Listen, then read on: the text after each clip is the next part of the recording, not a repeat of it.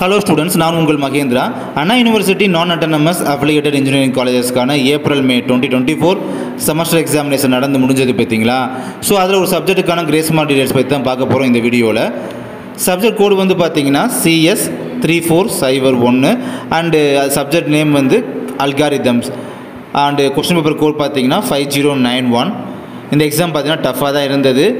இதில் பார்த்தீங்கன்னா பார்ட் பியில், அதாவது பார்ட் பி தான் கிரேஸ் மார்க் கிடைக்கும் அப்படின்னு எதிர்பார்ப்பீங்க. ஸோ பார்ட் ஏ விட பார்ட் பி தான் அதிக மார்க் இல்லையா, அதனால் பார்ட் பியில் பார்த்தீங்கன்னா 13ல் ஏ சப்டிவிஷன், செகண்டில் பார்த்தீங்கன்னா மேட்ரிக்ஸ் செயின் மல்டிப்ளிகேஷன், இதுவும் பார்த்தீங்கன்னா இதுவும். அண்ட் அதுக்கப்புறமா அதே 13ல் வந்து பி சப்டிவிஷன் 1ல் பார்த்தீங்கன்னா, அதாவது பி அதில் சப்டிவிஷன் 1ல் பார்த்தீங்கன்னா கிரீடி அல்காரிதம். ஸோ இந்த 2 கொஸ்டின் பார்த்தீங்கன்னா அட்டன் பண்ண உங்களுக்கு வந்து கிரேஸ் மார்க் அப்படின்றது ப்ரொவைட் பண்ணியிருக்காங்க.